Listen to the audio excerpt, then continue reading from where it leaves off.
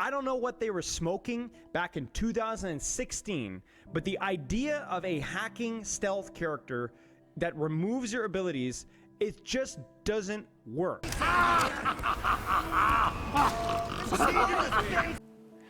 Hi there. So, as you can probably see, the character that you're looking at the moment is actually Spy from Team Fortress 2. A lot of people already know this guy. He's like a really popular like meme character. The entire TF2 cast really is, to be honest. But as you may have guessed, he goes invisible and he hacks. Technically, Sapper is hacking the sentry turrets. So yes, you absolutely can have a character that works doing that, because TF2 has had it for years now and have not had to change his approach or kit at all. So you absolutely 150% can have a character. You just have to do them right. That's the trick. Like, Spy doesn't have any overly powerful movement abilities. He doesn't have a translocator that he can just pop back to. Like, you do actually have to rely on movement tech for Spy. But, you know, he's all in all, he's not like broken. As long as you're looking for him and you're listening out for him, you can counter him pretty fairly easily, and that's the same exact thing with Sombra. Stop the payload. Watch here! Hear my bell. Scanning for Mexicans. Ah! Got one here. We've got a Mexican!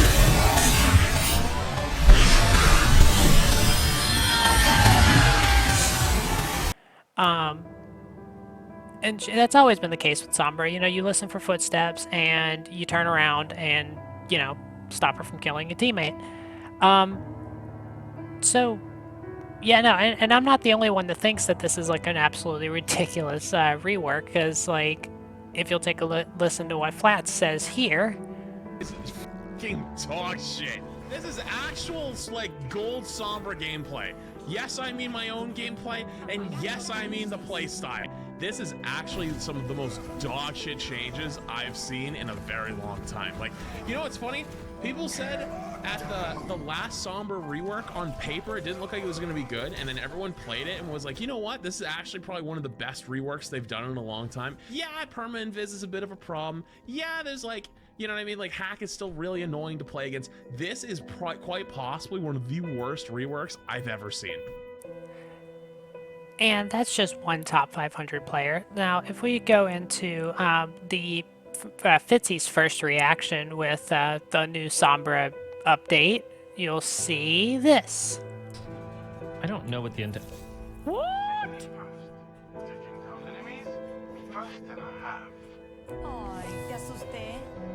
What is this? Stay sharp. It's harder to keep you alive when you're distracted. Now listen, I understand, I get it, like, a lot of people just really didn't like perm invis, that's okay, you know. In Overwatch 1 she didn't have perm invis either. However, this is not Overwatch 1 Sombra, this is a completely different beast altogether. See, the Overwatch 1 Sombra, you had a translocator that worked separately to invis, which actually makes a massive difference, because both of those are meant to be used in different situations. You're not supposed to use them in the same situation. Most Sombra players, the good ones anyway, aren't going to be invisible the entire match. Now, some of them, obviously, if you're talking about the lower level Sombra players, they will be invisible the whole match, maybe spawn camping people, and I get that. And, you know, perm invis kind of made that possible. But in an actual just regular match, any type of decent Sombra is going to be visible 90% of the time, and the reason for that is because you can't do anything while invisible. All invis is a tool to get around without being interrupted. That's all it really is. And that's also what Translocator is. It's essentially two completely different movement abilities that they've basically locked together, so you can't use them exclusively from each other. You can't, like, go invis without burning Translocator, and there is a difference between the two. With invis being on a 5-second timer, and really just the way invis has always been, you can take damage while you're invisible. You very much can. And even though they made it to where you're not like completely visible whenever that happens in this update, you can still die while invis. Very, very easily, actually. But here's the problem. Whenever you lock Translocator and invis together, that's your number one movement ability locked together with what's supposed to be an escape ability. Because, let's be honest, Translocator, it can be used offensively, but most of the time people are going to use it to try and like get away, and like putting invis on top of that is like redundant. It makes invis completely pointless. And as you can kind of see here, like, you're actually just more effective in this update by just not going invisible. Like, you're basically playing Cassidy, but with a little bit longer roll that doesn't refill your ammo. Yeah, Virus does go a little bit further. Obviously, it's actually pretty good at like going across like long ranges, but going invisible and going in the back line is just an absolutely terrible idea with this update. You don't have enough time on that invis timer at the end of the Translocator, and once you get there and once the timer wears off, your Translocator is still on cooldown from having been locked to invis. So you're just dead. Like, them adding the opportunist thing back, the thing you're going to get the most mileage out of is going to be the extra damage towards hack targets if you can get a hack off. But, you know, you can see low health enemies through walls, but honestly, I think that's more of a way to try and tempt you to go do something stupid with a Translocator that's off cooldown. So you might think 2 seconds in the backline is not that long of a time, but trust me, it's more than enough time to get melted. But, you know, that's not the only downside to this rework. That's not the only downside at all. They've made the ult cost more, and they've been doing this little piece by piece. It almost costs, I believe the numbers come out to around almost 50% more now to use EMP than it did whenever it first came out. And that's absolutely insane. And like, just take a look at this. He's got it. I'm at 66% and I've been doing damage this whole time. Okay, so basically we've pretty much established at this point, you know, going in the back line, terrible idea. And the ultimate that already, you know, doesn't really have much of a use if your team's not there, you know, already costs almost 50% more to use. I think it's pretty solid thing to say that Sombra has always been a massive team character, and there's a reason I say that. You can't make a play with Sombra without your team, you know, drawing everyone else's attention. It's just like, try jumping in Ana with her team around and having the Ana's team just sitting around that Ana. Just try and do that. Try and picture that with the old Sombra in your head. Try and picture like going through the motions of hacking, virus.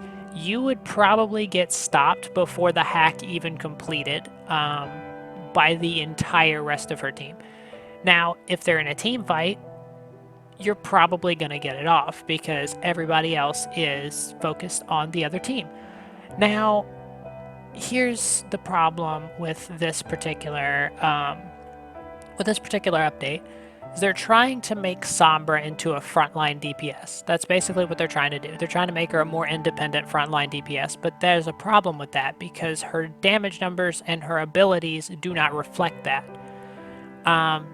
Yeah, she's able to reliably take out she's able to reliably take out a couple squishies, which, you know, 100% guarantee with at least one per life, assuming that, you know, you dedicate your Translocator invis combo to, you know, taking out a support. But if you're sitting there and you're trying to like play like you used to, you know, try and pick off distracted people or whatnot, you'd think that'd be the way to go. But with her limited movement now and her very limited invis, you would still be dead very, very quickly. You're not playing like you used to. The way that they're trying to make you play is basically like you saw earlier, and I'll put it up on screen again, but just standing there and shooting the enemy shield, just standing there. Because if you go behind him, you're dead, because Translocator is going to be on cooldown by the time invis comes off, so you're like, you can't do that. Tell me again that Soldier wouldn't be more effective in like every single aspect of the game than this new Sombra. Soldier has more range. Soldier has an alt fire that has splash damage and does all of its damage instantly. He has an ultimate that can, you know, work on its own, as well as like reliably take out multiple people. He's got a movement ability that's infinite. He's even got his own healing. He is literally more effective in every single way than Sombra is now. And a lot of people are going to be like, oh, well, you know, Sombra's Translocator goes further and she has invis and whatnot. It's like, she has 5 seconds of invis on the end of Translocator, and after that, she's just dead. Like, she has no other options. She's dead. Soldier has infinite tactical running, and he's got his healing field. So, yeah, no, he's doing just fine. Even if he gets surrounded, as long as he plays in the right spot, he's good. Now, there's not a right spot to play Sombra currently, because, like, you can't play from behind. And playing from the front seems to be the intended solution. But it's not the same. You don't pick Sombra because you're trying to, like, screw over the enemy team. That's not why you pick Sombra. That's not why you choose to main Sombra whenever you first pick up Overwatch 2. The reason you pick Sombra is the feeling of hiding in plain sight. That's something that you can't really replicate very, very easily. It's not something that's easy to capture without making a character designed like this. And Spy is the same way in TF2. Like, that feeling is just a feeling you can't really very, very easily at all. And Sombra had that. She had it on release, and she even had it after the first rework. But now that's gone. She does not feel the same at all. Like, this is... Whenever people say that this is unplayable, they don't mean it's literally not playable. What they mean is the character doesn't work the same way. It's not the same character. Like, Overwatch 2 on release Sombra and Overwatch 2 Sombra now are two completely different characters. Like, the only similarity is that they both have Opportunist, but Opportunist was like way stronger when she was first released, and she was broken as hell when she was first released. I'm not gonna lie to anybody. She was broken as hell when she was released. But the first rework, I think, addressed it relatively well. I'd say that, you know, Sombra was pretty good as she was after the first rework. And then they did this. And this has just been like a recurring thing for Blizzard in general. You have a bunch of people complain about a hero and they don't want to adapt. Blizzard just nerfs the hero. It's happened with Widow, it's happened with Pharah, it's happened with Mei, and Now it's happening with Sombra. It's probably going to happen with Moira or Junkrat in the future. Just because that's how Blizzard gets their input, is they look at people complaining online, and that's basically how they make their decisions. So yeah, every single time you get rolled by a Sombra because you weren't paying attention and you go and complain about it and say Sombra too OP, yeah, no, Blizzard's actually taking that to heart. So, you know, eventually this is gonna end up with every single character in the game being just weak as hell. Until people start complaining about that, then they'll start buffing them again, and Blizzard's just got a terrible history of not being able to balance a character properly. If y'all remember Hanzo's scatter arrow whenever he was first released in the first Overwatch, that shit could one-shot pretty much anybody, and any tanks that it hit, it did a ludicrous amount of damage to. So, you know, it is... You know, them fixing it to Storm Arrow in Overwatch 2, it took them a whole game to realize that that shit was broken. So yeah, it's just history repeating itself, really. But it's just fundamentally, this is an absolutely terrible rework. It really is. And it wouldn't be half as bad if Translocator was not tied to invis. If it wasn't tied, if they had two separate cooldowns, two separate ability buttons, it would not be as bad. This would actually be a playable update. Problem is, you can't utilize that 5 seconds of invis without burning your Translocator. So that is the #1 nerf. A lot of people are saying that it's the loss of perm invis. It's not. That is not the #1 nerf. That is... Like, you're honestly really overselling how much people relied on perm invis if you genuinely think that that's the biggest nerf in this update. It's not.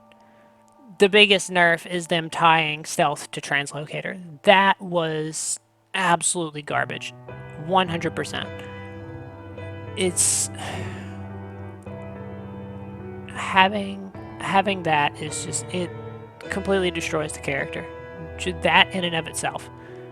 And the people that are saying things like, you know, oh, the character's still playable, she's still really, really good, those are the people that are playing the other DPS characters that don't play the same way. Yeah, if you're a soldier main and you decided to pop on this new Sombra just to, you know, see what everybody's talking about, obviously you're going to think everything's fine because you're still playing like you would play soldier. You're not playing the way you play Sombra. So, yeah, you're not going to really understand unless you've played Sombra throughout the years. So, no, she's not the same. She's not... This is not okay. This is not okay. This is actual bullshit. But... You know, people are going to tell me to fucking get over it. People are going to tell me to stop whining about it. People are going to tell me to get good, all this bullshit. Whenever I can still wipe my ass with them as Moira. But, you know, I guess if Blizzard ever just so happens to take a look this way, I doubt they will. But if they do, what the hell were you dumbasses smoking? Alright, and to the rest of you, I hope you have a fantastic day, and hopefully things get better for everybody. You have a good one. Bye-bye.